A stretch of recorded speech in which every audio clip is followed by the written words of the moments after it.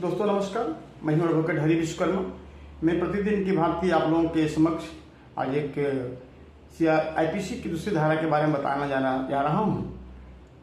दोस्तों, आप जानते हैं कि इंडियन पेनल कोड का एक धारा था 306 ऑफ इंडियन पेनल कोड।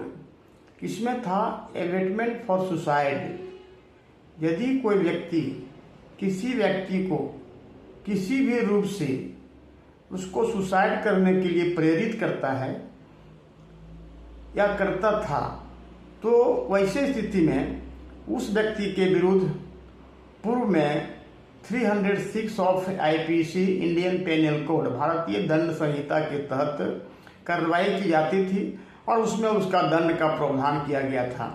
इस सेक्शन को अभी बदल दिया गया है।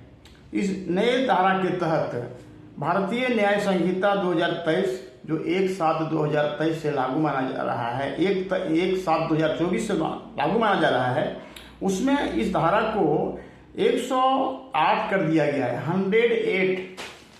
108 ऑफ भारतीय न्याय संहिता। इस न्याय संहिता के तहत कार्रवाई किया जाएगा।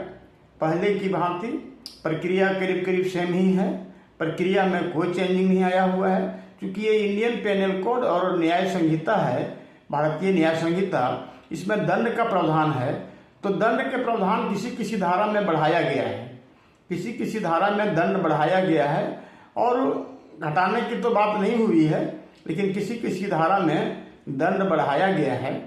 तो इंडियन पेनल कोड का 306 धारा जो था उसको अब 108 भारतीय न्याय संहिता के तहत में कार्रवाई किया जाना है।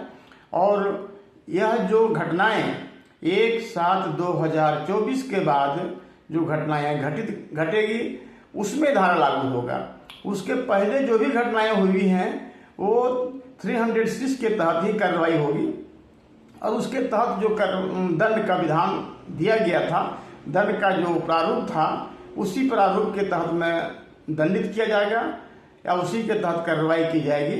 लेकिन 1/7/2024 के बाद इस धारा इस ऑफेंस के तहत, इस अपराध के तहत जो भी एफआईआर दर्ज किया जाएगा उसमें 108 भारतीय न्याय संहिता पुलिस लगा रही है और इस धारा में जो भी दंड का प्रावधान किया गया है उस दंड के तहत में उस पर कार्रवाई की जा रही है।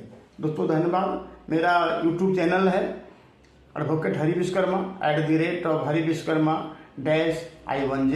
इसको जरूर सब्सक्राइब करें, लाइक करें, कमेंट करके मुझे बताएं कि आपको यह धारावाहिक कैसा लगा।